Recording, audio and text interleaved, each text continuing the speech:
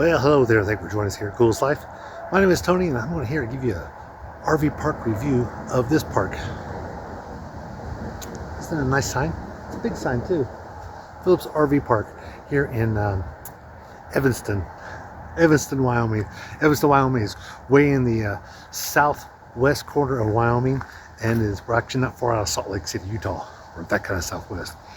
So right here is the main building, but I'm going to take you through a little bit of that. Actually, not really that, but part of this park, because it sits.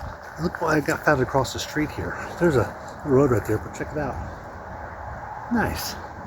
This whole city is kind of full of items like that. But I'm going to take you through this park here just a little bit and show you the different things that they have here and how they're set up. So come along with us, because you just entered the Coolest Life RV Park Review Edition.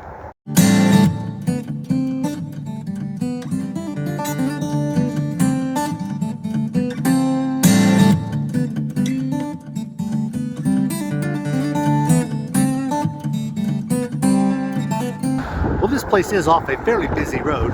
It's a little windy today. Here's their big sign, but as you can see, it's a nice 4-lane.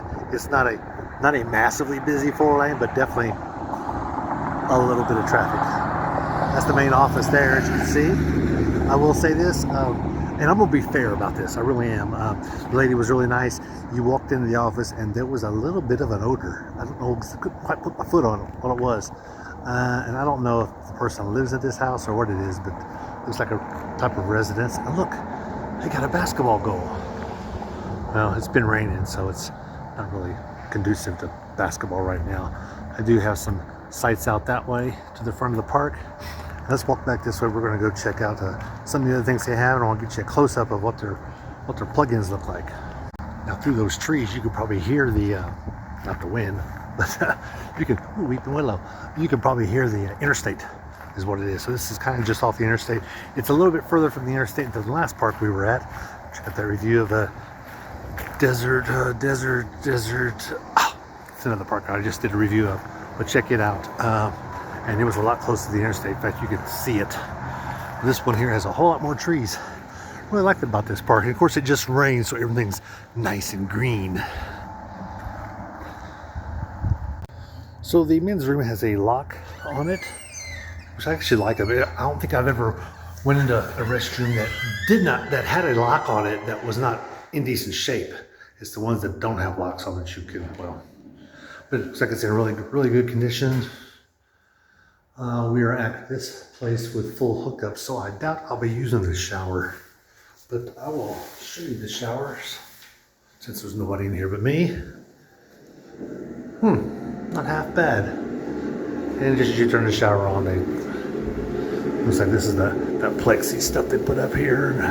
Looks like they needed some molding around there. But you know what? I like the showers.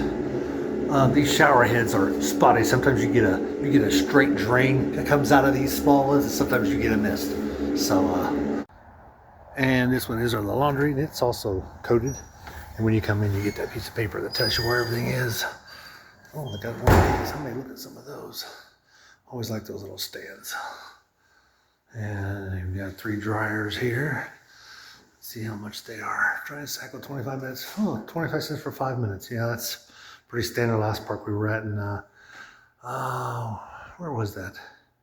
Oh, I think it was the KOA we were at. It was the exact same thing. Got a good sink. It looks like it's in really good repair. How much are they? $2. The last place we were at, they were $1.75, but that's about the going rate, $2. I like it pretty good. It's like they take good care of it, so that's always good. I don't see any out of order signs on any of these, and these are the big ones too. Yeah, you could put 2 or 3 bodies in there, well, something like that. But anyway, I like them. 1-minute manager. So that was the laundry there. And this, of course, is the men's bathroom we were just in. And there was actually a sitting area over there, but there was someone sitting in it. I asked them if I could record ahead of time, and they said sure, but I told them I promised not to put them in the video. So I did my best not to do that. Let's go look at one of these sites. This park does have a whole lot of history to it. It was first built back in 1940s, something like that, 1939. But if you pull in here, this is your stuff here, this picnic table. This is your sitting area. And then this one is a pull-through site. Couple small issues. Your sewer is way here. Your water is there. And your power is there. So they really got these things spaced out. I told somebody, I think the people that installed all of this were not RVers. You kind of want to put this stuff together if possible. And I know sometimes you run across power issues and everything like that, and you don't want power around your water and everything, but boy does it make it difficult to use sometimes. So we've got, it's like we got 50, 30, and the 110. So this was set up, and this is the standard that you're going to find in most parks. Sometimes you run to a park that says we're 50 amp, and they don't have a 30 amp here, but they might have a 110. But this should be the standard, because this is what's most convenient. You don't have to worry about who gets where. You're already hooked up. You know, spend the extra money, RV park owners, and just get all three in one. The only time you're going to use 110 is if you got a van parked here. A lot of your van campers or pop-ups, tent campers, they'll use a 110.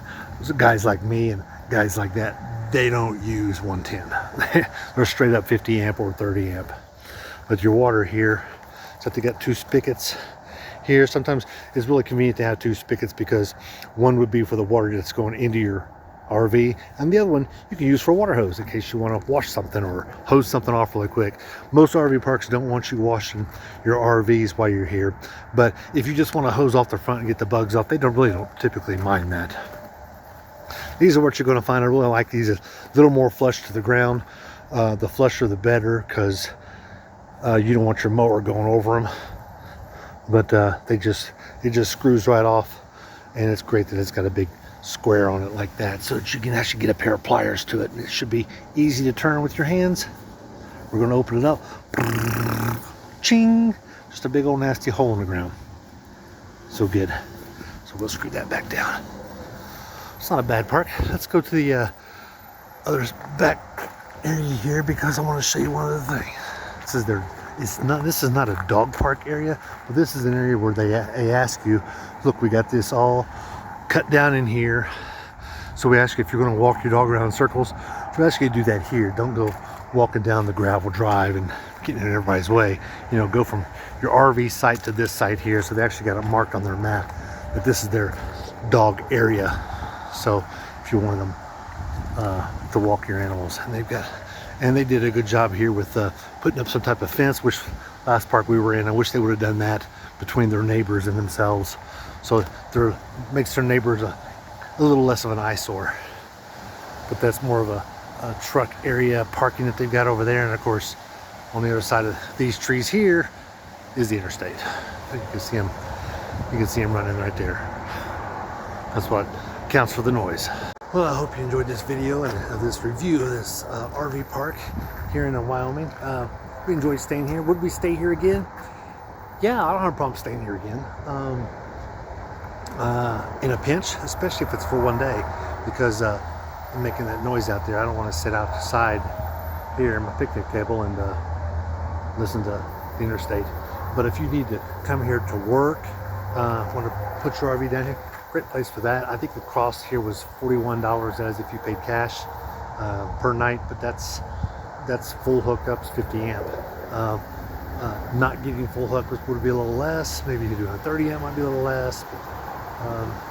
But yeah, for us, it worked out just fine, because we're on our way to Utah, and this was just barely inside of the Wyoming, so it's going to make for a good stay. I plugged in the cable. Cable did not work. Maybe it was my system. The Wi-Fi here works. It was, I won't say it's spotty, but it was kind of intermittent a little bit, so it did hang up on us a little bit. So hope we get this video loaded up with their Wi-Fi. So anyway, I'm gonna let you go. Be sure to like and subscribe, and leave a comment down below, and check out our other videos of RV parks reviews from around the country. Because I need to get back here living the coolest life. RV Park Review Edition.